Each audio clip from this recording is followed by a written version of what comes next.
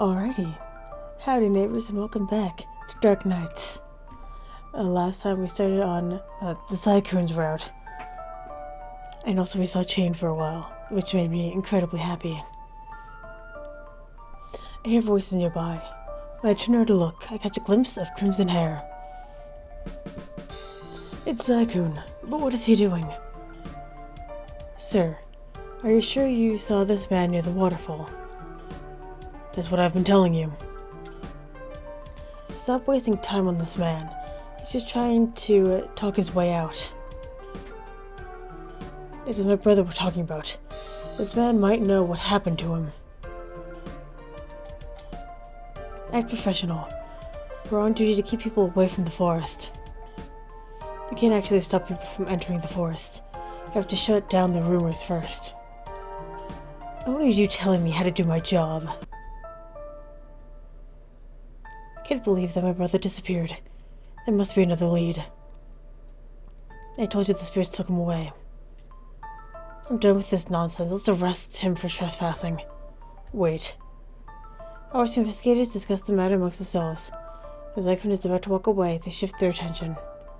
He wants to go after Zyklon, but the men ask to let him off. Ultimately, they leave him alone. I follow Zyklon quietly until he stops at a small clearing, then dug into some bushes and watch him closely. He reaches out and starts to bury something. Whatever it is seems to be mostly buried already, but I can't make out what it might be. As he's finished, he wipes his forehead and hurries off. Out of curiosity, I go check the spot. Using a wrench, I poke at the loose dirt and start to dig up until I uncover something.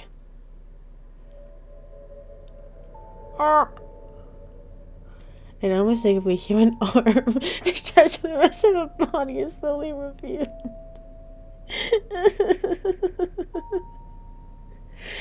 Fucking god damn it! Everyone's a murderer. Cool. Shocked by my discovery, I drop the branch and step back. A corpse. I remember this bright yellow t-shirt on TV. Exactly like the shirt one of the missing people was wearing when I watched the news. Hitoshi, was it? It was Hitoshi. Why is Zyklon burying him? Don't tell me he... I should jump to conclusions. Anyway, I must report this to the police. I return to the village, head into the police station. It starts to rain when I arrive. No, you're kidding me. Office is closed already. I looked at noticed. Closed early today due to lack of available staff for investigations. We apologize for the inconvenience. Call this number. I dial the phone number on the notice, but the line is busy. So I have to try again later. Zyklon knew about these missing people, but he kept quiet. Like a bastard. He saved me twice, but that could just be an act. Nice people can still be murderers if they have the motive for it. Many thoughts cross my mind, but I cannot think of an explanation. How about, fuck him. Chapter 2, hiding.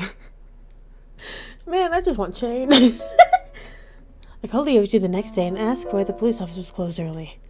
He explains that they sent most of the officers out for investigation. Should you report the corpse that you found?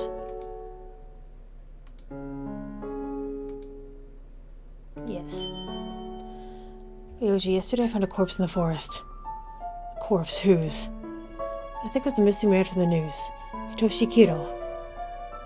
Oh my, are you okay? How did you know it was him? I hope you're not traumatized. I only saw part of the body, but I remember seeing that bright yellow shirt on TV. Oh really, Yoji, I was more surprised and scared. Oh dang. What are you doing in the forest anyway? I lost my phone there. Obviously, if I found it again, I wouldn't be calling you right now. That is so careless of you. Why do you think we sent out personal guards? I think it's better to stay from the forest for now. Yeah, I guess fuck that guy. I know, sorry. I'll tell my dad that I got an anonymous tip. Otherwise, they might question you further. Thanks, good luck with the investigation. Keep me informed if you discover anything else. Sure. To the library. I have many questions I want to ask Zyklon, but the forest has been sealed off for investigation. What I saw yesterday still bothers me. I should not jump to conclusions yet, but it seems obvious that Zygoon hid the corpse. Why would he bury a body instead of telling the police? Is it some weird priest tradition, or... But if he really is a murderer, why does he keep saving me? Dots. More dots. The whole village is abuzz. A 2-year-old with a bored expression. What's up with that? My eyes are already glazing over from my textbook, so Ryoji's a welcome distraction. Reply with...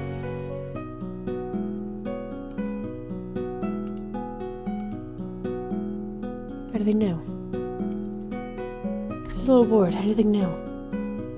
Between studying and helping my dad. I haven't got much sleep. Nearly everyone in the office has been called to investigate the forest. Most of the missing people have turned up dead there. So far, none of the missing people have been found alive. Hehe. How did they end up in the forest? No, but they're sure to find out soon. Now that the bodies have been discovered, it's only a matter of time before they uncover any clues that reveal the perpetrator. I had a gut feeling that the forest had something to do with the cases. Thanks for sharing this information with me. Don't overwork yourself, Ryoji. Heh, I can handle it. Ryoji takes a seat next to me, pulling some homework from his book bag. I return to my book, noticing an interesting passage. There's an abandoned temple somewhere close to the village. Never heard of it before. Maybe I could find out more about the demon. This book doesn't go into much detail. I should do more research about the temple. Ryoji, do you know something about a temple in the village? Which one? Oh, it's Ikuya. Oh, I know one. Most members of the occult club are a part of the night temple. Ikuya is so cute. Like, look at the bunny clip. She's adorable. Ikuya jumps out of the shadows. Seems like she's been listening to our conversation. She joins us and sits down in the seat to the left. Never heard about that one.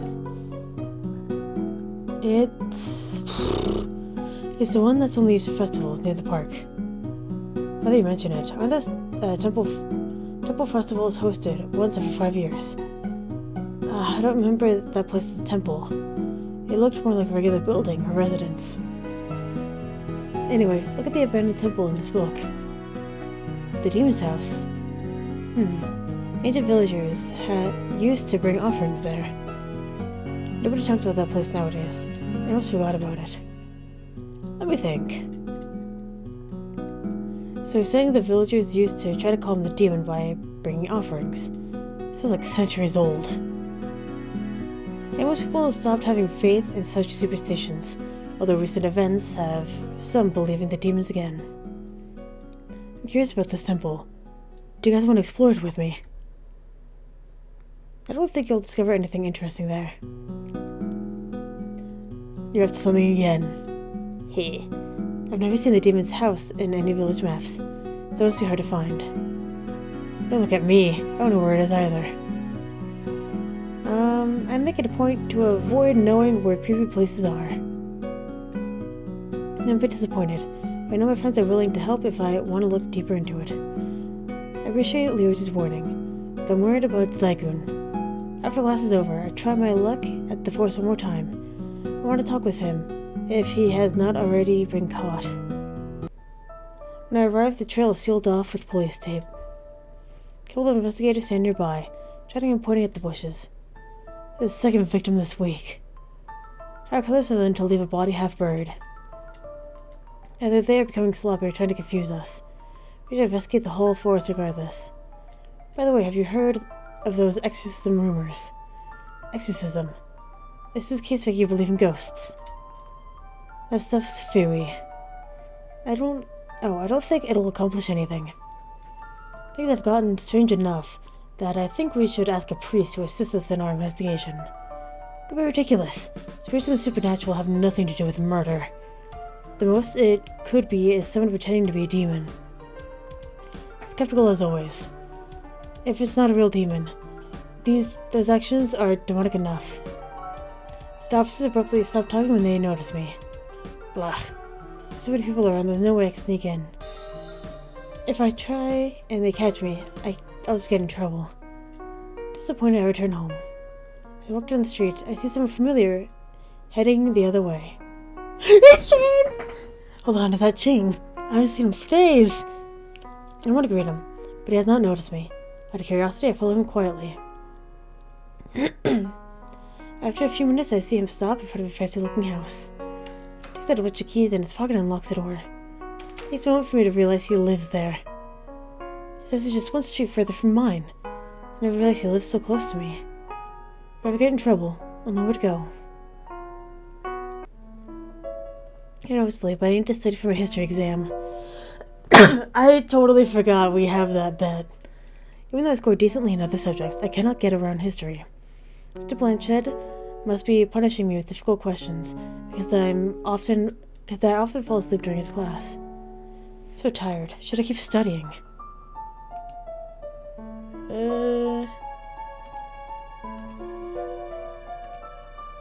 Yes, win the bet. Tired or not, I will study to get a good mark. Besides, I'll win against the OG. One more reason to work harder. See, the chapter is about myths. I'm gonna ace this test. Let's see here. The offering ritual is held on a seasonal basis. Traditionally, the event is hosted within the Guardian's Temple. The villagers brought various kinds of offerings, ranging from dumplings, clothes, demon, forest, villagers. Good job. I feel dirt under my bare feet, slowly sucking me down. There's a tired man stares over me, and I realize with dread that I hear him shoveling. No, don't. I'm still alive. Don't bury me, Zygoon. I open my eyes and stare at the ceiling. My hands are clutching my sheets. It's a nightmare, right? Zygoon was about to bury me alive. The lingering image of his emotionless expression makes me shudder. He wouldn't really. Yes, he would. I'm probably thinking too much. Nah. Fucking Kate! Leave me alone! Fuck! Aw, did you have a bad dream? Leave? Upon hearing a deep voice talk to me, I jolt out of bed immediately, stand up in defensive positions, turning my head to the sound. I clearly heard a voice, but nobody's around. Been a while. Hi. Cage materializes from the darkness, his eyes gleaming in the dim moonlight. Did you miss me? Maybe you've been dreaming of me. His lips form a twisted smile as his eyes glow red. I need you to go. I have no intention on bantering with him. There goes the music. I rushed out of my room, knowing that I cannot defeat him alone. Only one person can help me. I seized my jacket and umbrella on the way out, ran to a halt when I reached my front door. Panic rises in me as I frantically start undoing the locks. It takes so much time. Maybe I should take the back door. Maybe my enemy's so stubborn. It's enticing. I scream as Keiichi appears out of nowhere. Again with the screaming. Who do you think can hear you? Keiichi grins down at me. Rather than trying to grab me, he folds his arms across his chest, daring me to make a move. I spin around and dash to the back door, standing behind me as I rush outside. I try to keep checking my shoulder, but Keiichi is nowhere to be seen. My heart is racing out of my chest, but my mind is crystal clear. I know exactly where to go. I hop to the door of the fancy house. When I press and ring the doorbell as if my electric bell on. Please open. Oh my! I fall forward when the door suddenly opens. I'm overcome relief to see a familiar gas mask. He stares at me with half-lidded eyes. I cannot tell if he's sleepy or annoyed about the ruckus. I need your help. He's going to kill me. As soon as the words leave my mouth, Shane pulls me in. God, Shane is the best. I love him. I don't want his help, but I never expected him to let me into his house. Take deep breaths, trying to calm down and observe my surroundings. Shane stands before me wearing a blank expression. Belatedly, I realize he's wearing less clothing than usual. I'm sorry for waking you. I didn't know where else to go. Shinigami was chasing me. He's still silent. Must be wondering how I knew where to find him. The only person I could rely on, Shane. You saved me once before. I'm not guarding you anymore. I told you that. His expression grows darker as he slowly leans toward me. Sweat rolls down my back and I hold my umbrella tightly. My heart tightens at his cold tone. I'm sure he'd kick me out, but instead he pulls away, rolling his eyes. Do whatever you want. Hell yeah, I love your tattoo. Relief rushes through me. Think. Jane walks away, dropping herself onto the couch. As far as it differs, I'm thankful I'm not on his bad side. For all his creepiness, it's so surprisingly normal. While he's wearing a lot less, I noticed numerous tattoos and scars lining his body. From his muscles, I could tell that he keeps himself active. I shouldn't stare too much. If he's planning to sleep out here, he might catch a cold. I'm gonna grab a blanket. Where can I find one? His eyes remain closed. Okay, then I'll do a quick search. I start in that room. There's a cabinet in the room at the end of the hall. Don't go anywhere else. Go to the room he mentioned and come back with a sheet. It's okay if I borrow this. Yeah. He doesn't kick me out. I follow his example and take a seat on the adjacent sofa. He went off the Shinigami so easily last time. I thought he must be scared. Is there anything I could do to scare the Shinigami? I'll head home tomorrow. Good night, Shane. Even though I might be safe for now, my mind is not at ease. I've turned my guard before, but I do not feel comfortable around him. You should! He has shown that he does not mind hurting me when I get close to Keiichi. Glanced over at Jane, who is still awake. He is counting something on his fingers. I'm intrigued on what he's thinking. He cracks his wrist before letting out a sigh. Finally, he closes his eyes. Despite my discomfort, I assume Jane would not harm me intentionally. He may watch on him until my eyelids start to feel heavy. Next day. When I wake up, Jane is nowhere to be found. Today's Saturday. I'm off from school.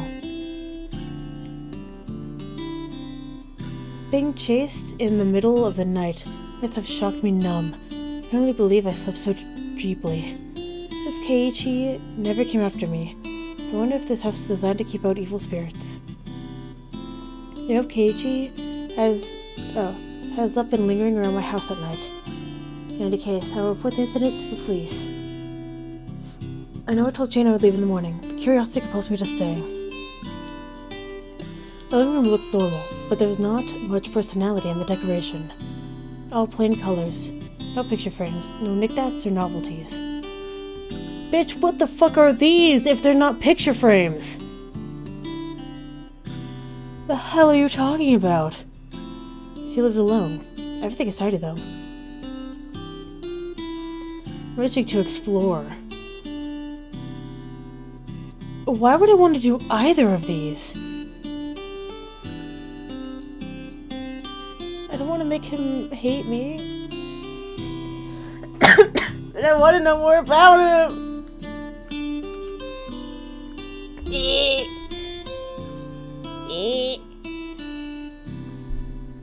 I'm quite curious about Shane's personal background. He never spoke about his private life, and his appearance raises questions. Maybe something around here might shed some light on him. There's the cabinets in the living room, becoming empty. I was hoping to find something interesting, but he's more boring than I expected. I went to other rooms, which are not any better. Can't even find a piece of clothing. I thought I was looking for them. He's keeping his stuff. I went through another drawer, and this time I found what makes my breath catch. Weapons of various types and sizes, set on custom-cut foam padding. Not a single one out of place. I do not dare touch them. In case I leave fingerprints on his collection and Shane finds out. There are embossed letters along the grips of a few guns. It looks as though they were carved by hand. A few tools are questionable, because I can't figure out what they are used for. Strange symbols have also been carved into them.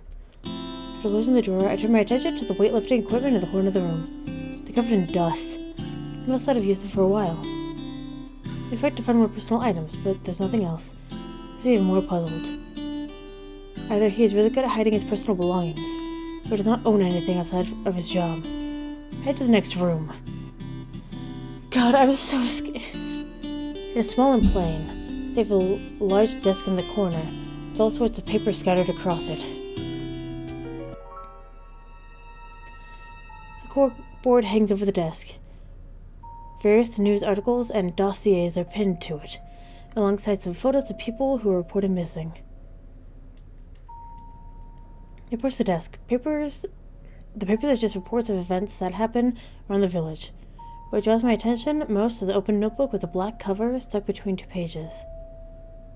3 a.m. Shinigami K. Moves to East District. Target unknown. Last sight, 4:20 a.m. Hehe. Demon X. In a site at 36.025095, 138.812678. Needs revision. Apparently he keeps the GPS device on hand. I hope he doesn't have a jacket on me. I have a fair guess that Shinigami K is Keiichi. But who could Demon X be? Looking against the desk, I flip through the notebook. Why? Which is full of notes on the creatures he has encountered. I almost do not notice a necklace dropping onto the floor. Dark cross. I got one at home too. Put it back carefully, not wanting to make more of a mess. Go back to the notebook. I decide to look at the first page, which seems to be a list.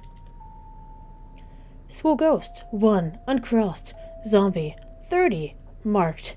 Angel, 1. The list goes on. We went on to the next page. Can't believe so many supernatural beings exist here in this village. So many of them have been eliminated. I freeze when I reach the last page, presumably the most recent target on the list. Villagers, 10. Crossed out. What's this notebook? Villagers are his targets too. This is why I didn't want to! Don't be so curious. His voice startles me, and I hold the notebook against my chest, turn around to see him standing in the doorway. You're back. I never left. My duties are at night. Quickly place the notebook back on the desk as he approaches. He looks over the desk, then at me. I thought he'd be upset, but his gaze is as emotionless as ever. What did you find? Just some reports and stuff. I'm surprised you have notes on otherworldly beings. It's not a secret. I'm an investigator and a hunter. I look at him in confusion and listen quietly as he explains. The reason this village has been so peaceful is because I've been hunting down those creatures. And he does a fantastic job. Lately the numbers have increased. If that's not bad enough, my partner also went missing. Do you mean that these murders or kidnappings are not done by humans? Remember that Shinigami at your place? He has caused some of the incidents.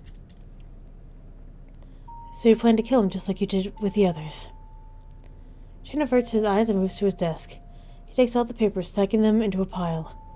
He also takes the notebook and drops it into the lower drawer, locking it with a key, which he tucks away somewhere. I saw you wrote villagers on your death note. Those were accidents. I had no choice. I just thought to report them regardless. How many casualties with people? Surprised you're not fired from your job. They're not related to my job as an investigator, so I never reported them. He speaks in an emotionless tone, as if the accidents were nothing. 10 innocent people were killed by his hands, and all he has to say about it is not having a choice.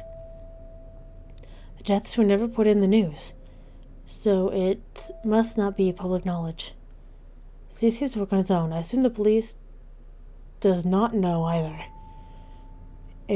How far has Shane gone in his supernatural pursuits?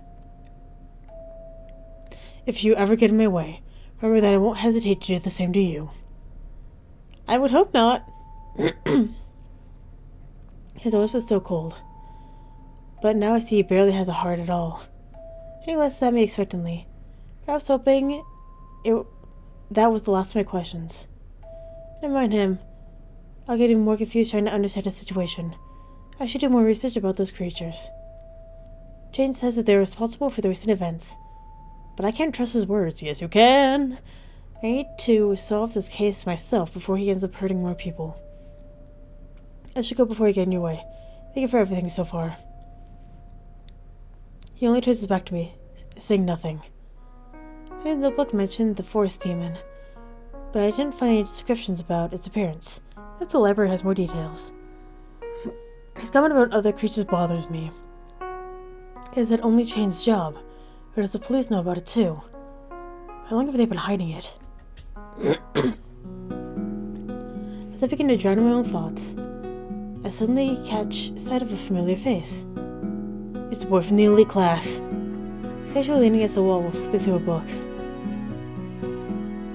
After a moment, he looks up from his reading with a disappointing glare, shoves his book into a nearby shelf before reaching up for another one. Huge distraction after everything I learned about chains hunting. I take a book from the top shelf and hand it over to him. It's the one he wanted. The boy looks at me as though I'm offering him poison, but takes the book. And me, we offered it to each other at school a little while ago. I'm Games. What can I call you? The boy quirks a brow, sarcastic as much as annoyed, but looking away and flat out ignoring my question. He returns to his perch on the wall and flips through the book I got for him. This kid. I take a book of my own from the shelf and walk over to the nearby table to sit and read. Halfway through the first chapter, you hear the boy sigh. Apparently, it was not what he was looking for. I want to put it back. Ignoring me, he stands on his tippy toes and tries to grab another book. It's possible for him to get it, yet he keeps trying. I won't help again, but he'll probably reject it this time. But I could always ask for help. A sharp look he gives my way, stops me from continuing that sentence. In the end, he goes to grab a chair, while glaring daggers at me. What does he have to prove? Keiichi. His sudden voice almost startles me. It took me a second to realize he was answering my previous question. He was like Keiichi. That's funny. Yesterday I encountered someone with the same name. He's older, but I suppose he does look like you. I know that. The truth is, I am that Shinigami. I gasped with surprise. Can't be serious, but he said Shinigami, didn't he? Yep, same person, no joke. His body is sharp within time. He didn't look like this during the day, and I had to go back to my normal form. Long story short, I'm cursed. We tried to find a solution in the library. No success so far, as you can see. I don't get it. Why are you telling me this? So you won't ask me any more questions, and I don't have to hear your voice. Besides, we would have found out sooner or later. Telling you now doesn't make a difference. Don't worry, I'm not interested in taking you. For now. He was like catching fish with your bare hands. I was slipping through my grasp. None of my targets have escaped past the second try. You cling on to life so tightly. It's almost pitiful to take it. I stared at him speechless. He has the gall to start reading his book, ignoring me once again. The story sounds strange, coming from a little boy, but I do not see any reason not to believe him. What if it feels familiar, reminiscent of his adult form? That's why you're kidnapping people. Keiichi does not look up at me, continues flipping through his book. You're the one behind those deaths. Keiichi. You heard it the first time, you dunce. What makes you think it's appropriate to ask such questions in public? But you're not going to shut up, are you? Might as well explain later. What about now? Standing up, I grab his arms and pull up to his feet. He jumps the book he is holding when I take his hand. I take him behind a bookshelf, out of people's sight. Are you serious? Anyway, have a second before dragging me off. Now we're alone. You keep your voice low. Now tell me about it. As far as I look directly at him. Keiichi rolls his eyes before letting out a small huff. Not like I was doing anything important anyway. Alright then. Do you know about the Lizard of the Forest Demon? Of course, everyone knows. In the legend, the demon cursed a few villagers. That part is true. This curse is passed from generation to generation, and now collecting the currently cursed souls, for the cycle can continue. So you're killing the villagers. Sorta, but it's for their own good. You can't just kill innocent people, cursed or not. Thinking about it, is that why you were after me? You're one of the cursed ones, yes, the last of the few. What kind of curse is it?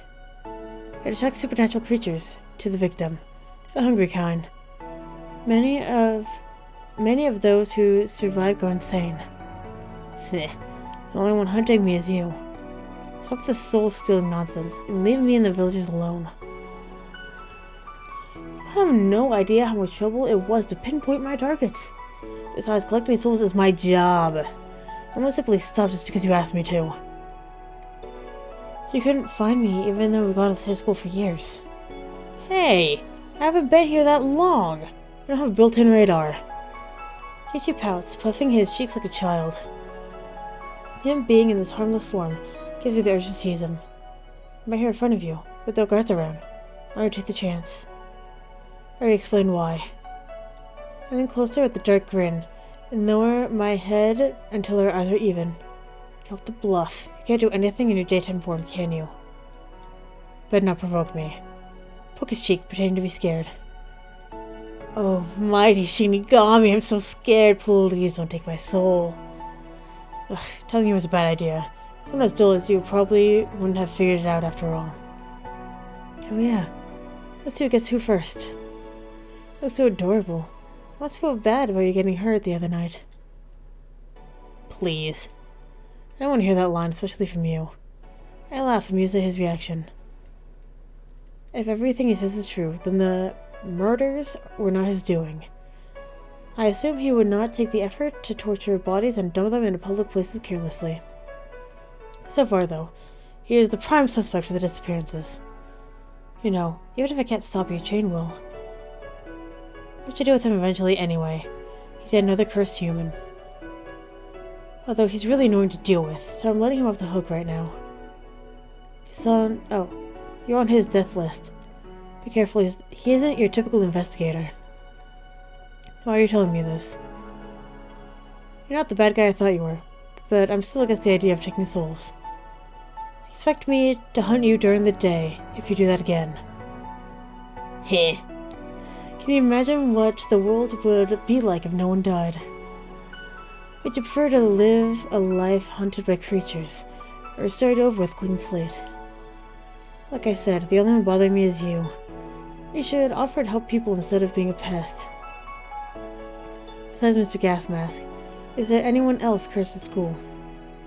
Maybe. I haven't found all of them yet. Tell me about the details of the curse. Oh no. After all, you don't ask about the nature of your dish, you just eat it. I do not know if I believe everything Keiichi says. He could have been trying to trick me into lowering my guard. The encounter with Zaikun comes to mind. I'm sure they're familiar with each other, but I don't know their relationship. By the way, do you know something about the forest demon? No. Don't lie. The first time you kidnapped me, you were nearly shot down by him. I don't know. I'm annoyed that he does not give me any answers. It was obvious he's hiding something. What in the fuck is that? Are we playing Bendy and the Ink Machine? I tug him to the ground, moving on top of him. Staying quiet, he futilely tries to fend me off. This is how it felt. This is how I felt when you kidnapped me. Not very nice, huh? Now spill it. What a forceful person you are. Well, there's not much I can tell you anyway. I'm never on good terms with the forest demon.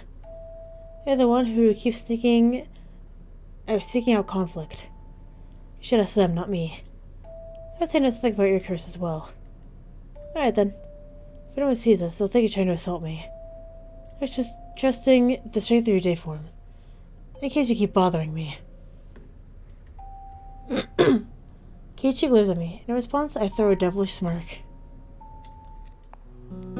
He shoves like a feet grabs my attention. I quickly get off of him. Spirit that passes by, but does a double take. And Keiichi lying on the ground and me at his feet. He looks back at me and slowly walks away.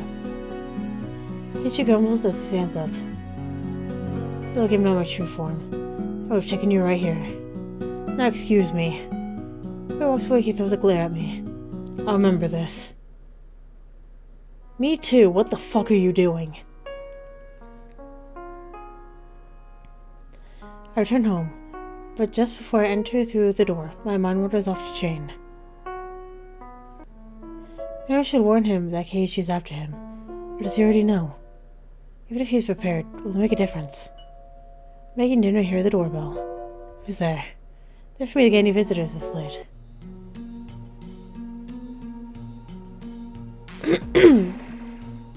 Over the door, a woman sits in front of me. Her eyes are blank, not really staring at anything in particular. Immediately, I knew something was not right. Chilling down my body, I step back with unease. Hey, I'm the person who went missing a few days ago. I'm about to ask again, but she suddenly leaps at me.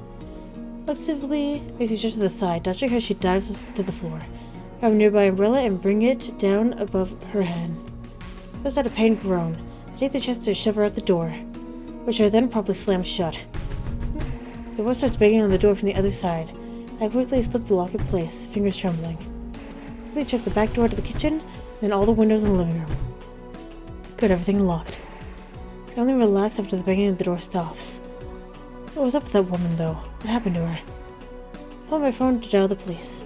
With every ring, I hear more groaning and shuffling outside. Oh, my umbrellas. There's more of them. I drop my phone when I see the woman's face outside the window. Empty Gatsby's mine. Let's get out of here. I jump back from the window. I've seen that woman, named Emmy. The newspaper's listed under missing people. The banging starts up again. The voice behind the front door grow louder, then multiplying. Chills run down my spine. If they break in, I'm dead meat. I don't know why these people are here. And in such weird states, too. That's Keiichi was right about saying that I'm being hunted. Keiichi, maybe we should call him for help. Hey, when I think about him, there's no guarantee that he would come to my aid. If I can even find a way to contact him. The police office is the only safe place I can think of. At that moment I hear the sound of shattering glass somewhere. As I predicted, I cannot stay here. I close my umbrella close as I run through the back door. As I'm running and look back, a number of people surrounding my house, and some of them are already chasing after me. I'm suddenly being attacked by a bunch of weirdos. Panic scatters my thoughts as I nearly trip over a crack in the sidewalk. Before I get lost in the darkness, I try to regain my bearings. Fuck. Let's decide quickly. So left, right, or forward? Straight. Is that right up at the park? I wonder if I'm going the right way. Go straight. Fuck!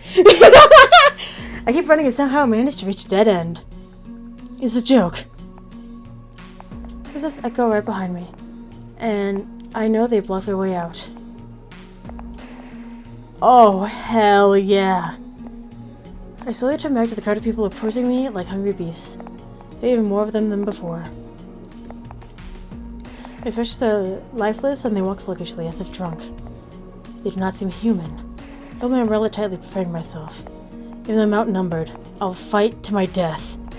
One in front of the crowd tries to attack and the rest follow. Dead end 3. Hero with an umbrella. Fuck!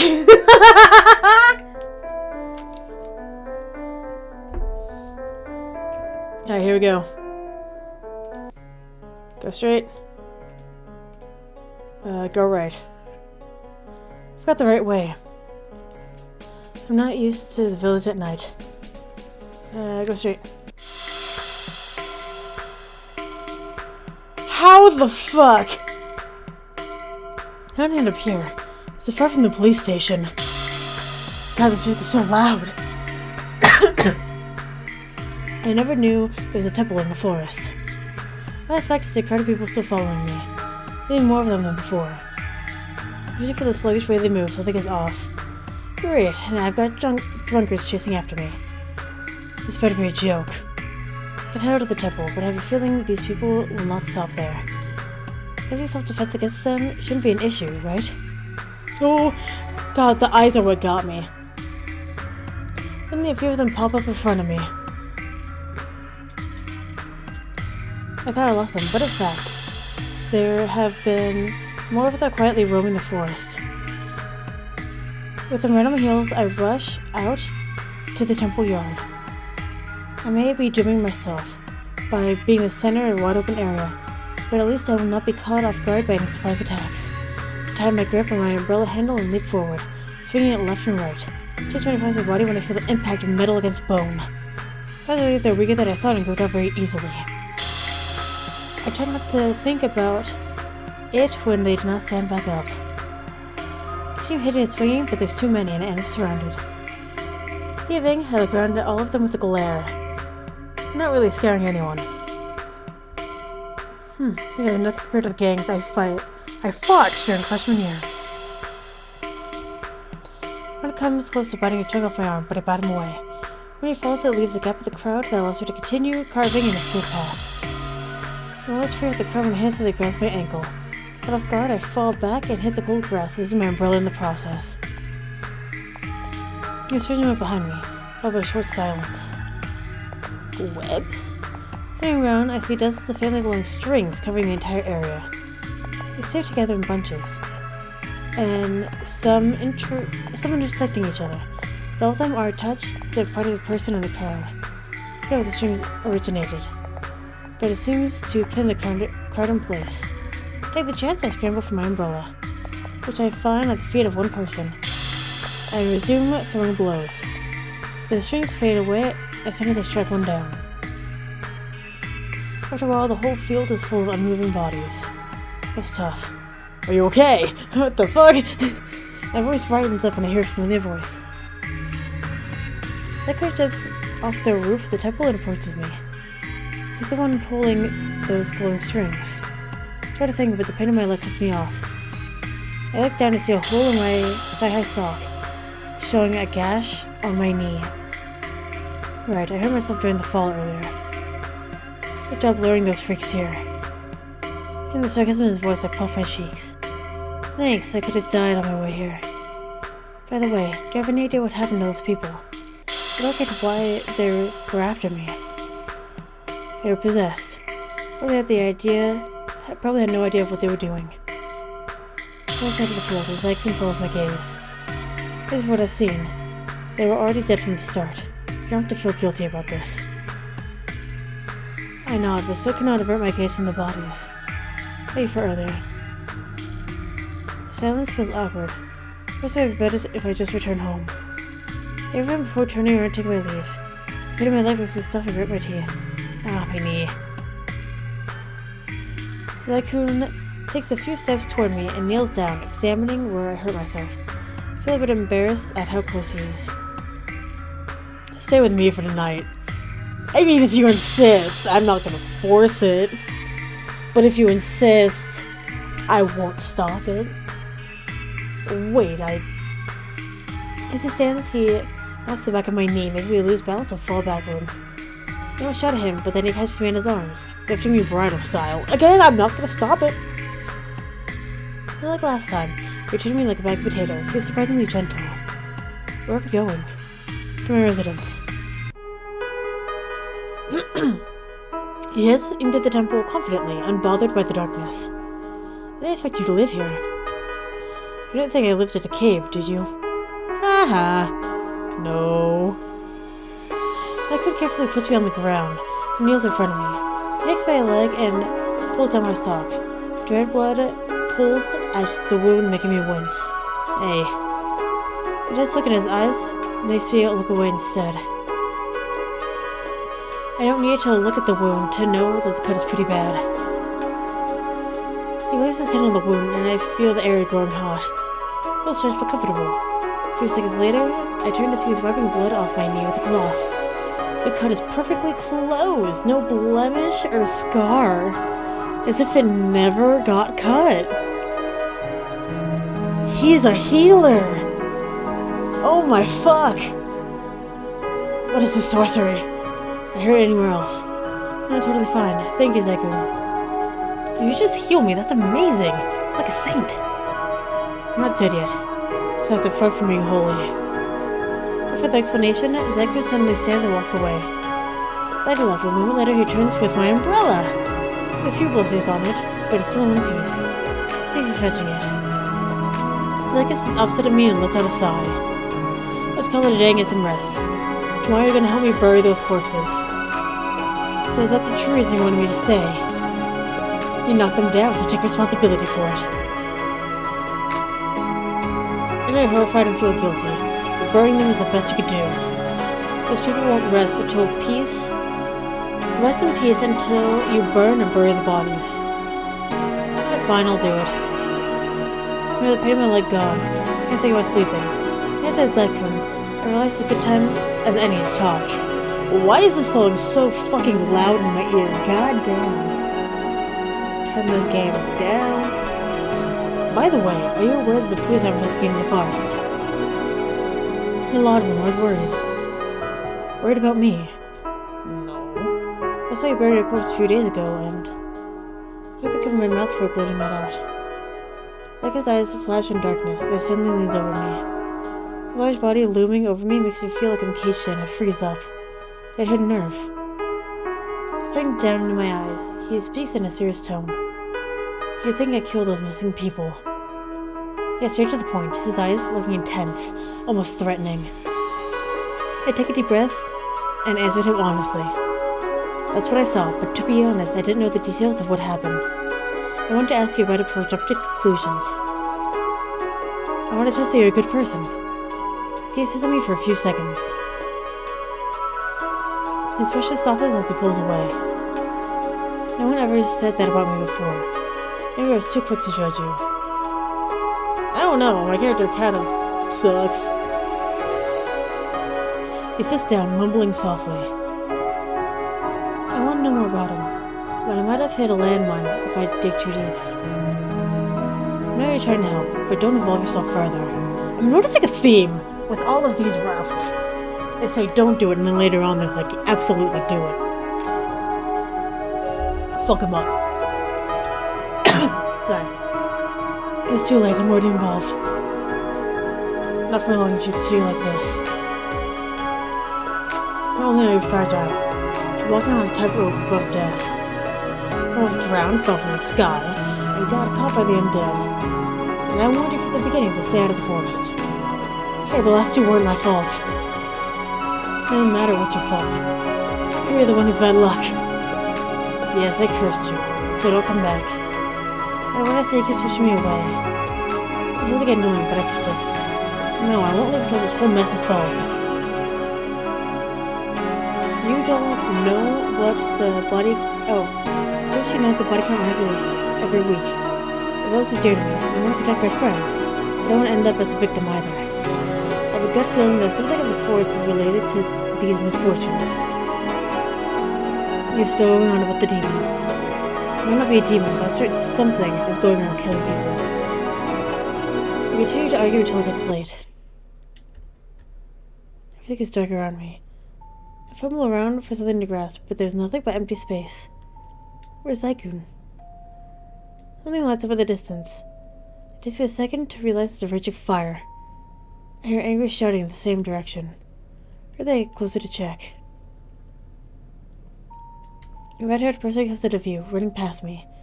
I realize it's Zaikun. The voices get louder and closer, almost as if they're chasing after him. Oh no. I reach out my hand, trying to grasp him.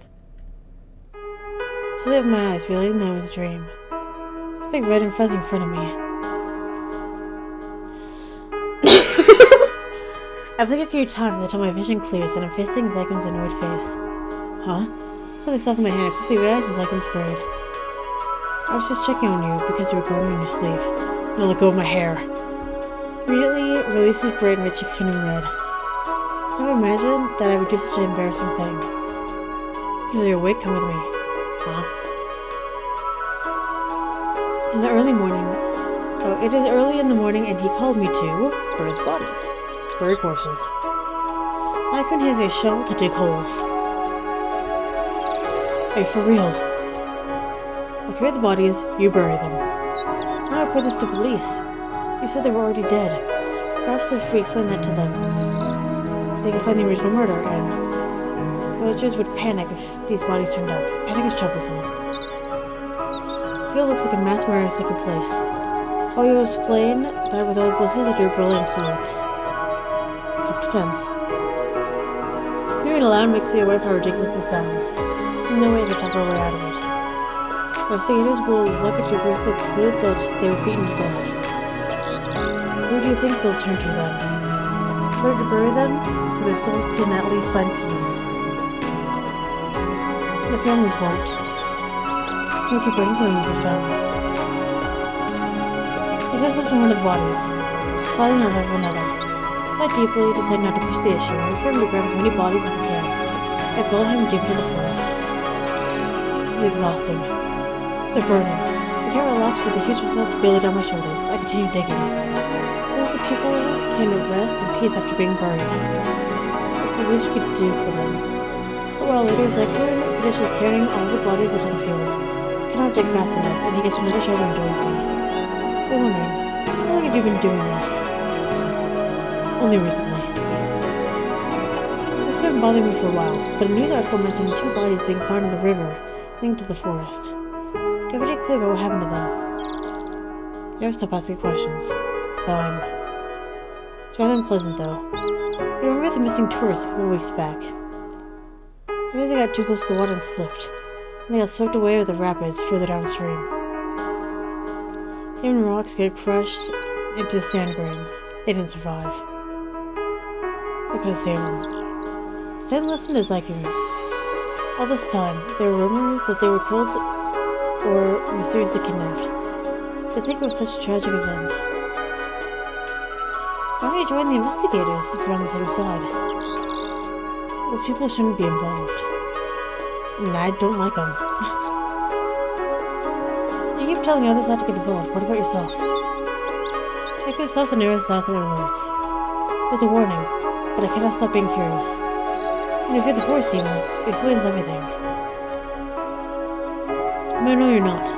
The demon has horns. And anyone can see that you clearly do not have them.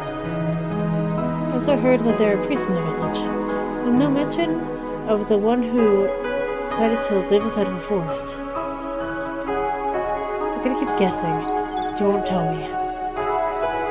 Zekun lets out a sigh and continues to dig. I remember the night you saved me from a Shinigami.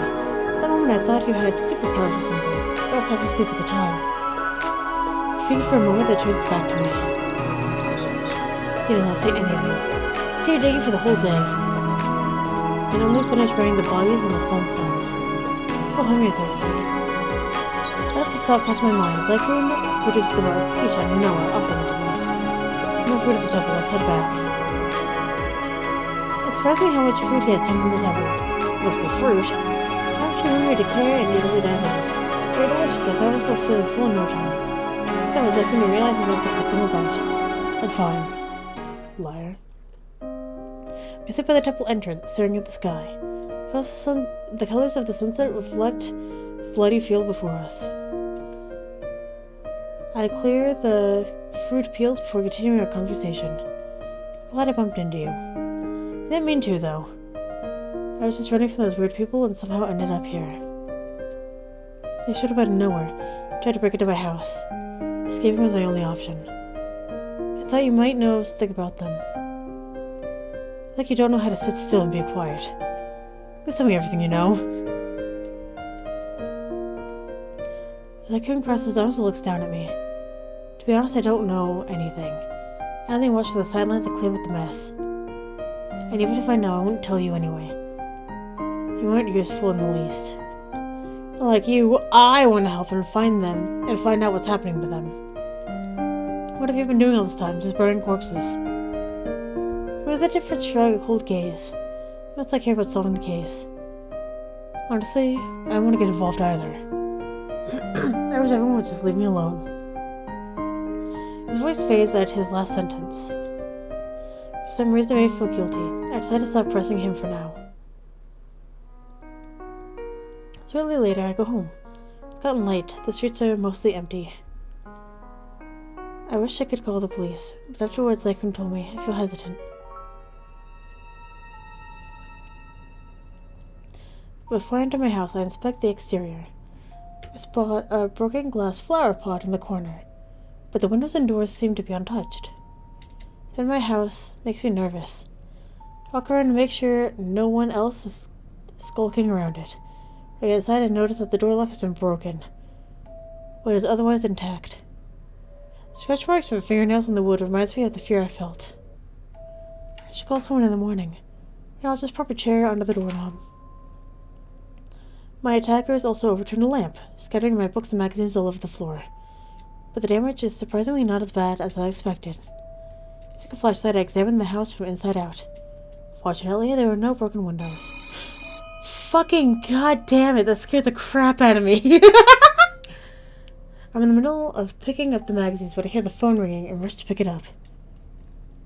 Hello? Hey, Ryoji here. I had to call you so late, but is there any chance Ikuya is with you? No, why? I told her to come over yesterday, but she hasn't arrived. I tried calling her phone, but she didn't pick up. Her brother contacted me earlier. Apparently, she didn't go home last night. It sure is odd. It's not like Ikuya to run off without saying anything. Should we search for her? Yeah, in fact, I'm on my way to your place. It's pretty late. Won't you make your dad worry? Probably won't come home tonight because of work. Let's read at the library instead. Sure. By the way, I think someone broke into my place. I don't think anything was stolen, but the living room is a mess. I'll report it for you and have some investigators look into it later. Thanks, Ryoji. A short while later, we both arrive at the library building and discuss where we should start looking. We have no clue where she could be. Do you think she got lost or something? She knows her way around the village better than I do. There's no way she got lost. Maybe she follows the strangers. She could be in danger. I mean, there are endless possibilities. I'm worried. She doesn't know self-defense moves. Walk around the village in the wee hours of the night, but our search holds no avail. Unless she was kidnapped, the only place left to look is the forest. Let's call it night and continue tomorrow. The streets aren't safe around this time. Should I report this to the police or your dad? Other people normally have to be gone for 3 days before the police can accept a report, but I'm sure my dad will make an exception. We'll look into it as soon as possible. Be careful on your way home in the meantime. Alright, you too. On my way home, I muttered to myself. Where could Ikuya have gone? I hope she's okay. What should be one of the bodies? The past few days have been so eventful. I paid no attention to you. I'm so sorry, Ikuya.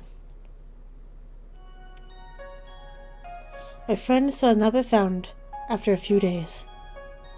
Even her brother, who she is closest to, doesn't know where she is. Police have already begun to look for her. Although we've been told not to worry, Ryoji and I have not given up on our search for Ikuya. We investigate the village every day and night and pray for her safe return. Now it is exam week. Here's a nice distraction. I take a deep breath as Mr. Blanchett hands out our exam papers from the front of the classroom. Ryoji leans toward me, speaking in a hushed tone, all secretively, of course, since we cannot talk when the exam is going to start. Hey, James, you haven't made costume yet. Yes, I prepared a special one for you. I'm not letting my studying go to waste. Exams end and it's time for lunch break. Ryoji approached to my desk. How did exams go? Naturally, it was easy. Heh, I'm sure I got a higher score than you. Don't get your hopes up just yet. We'll see what the results say. Results? I fucking failed. After school, Ryoji and I revisited certain spots in the village, hoping to find any clues of Ikuya's whereabouts. I think it's my fault. If I didn't invite her that day, she would be safe with us right now. Don't blame yourself. You couldn't have known. Even the cops are having trouble. Time is ticking and it's frustrating, not being able to do anything. I pat his back to comfort him. I'm just as worried about Ikuya as he is. This is the first time something like this has happened. We searched for the whole day, but it's futile again. I hope Ikuya has been eating. It's already been days. Train should know something about tracking people since this is his job. Maybe we should ask him. He did have to ring the doorbell, but there's no answer. Again, it's already night. He could be on a case. If he is, then he might still be busy. I should not disturb him. The police have been investigating the forest. Maybe I could check there too. I would call Ryoji to join me, but I don't want to bother him. I know he's been searching without me. He looked really tired at school earlier. Why the fuck did we go back at— You know what? I'm gonna end this episode here. I will never understand the fucking stupidity.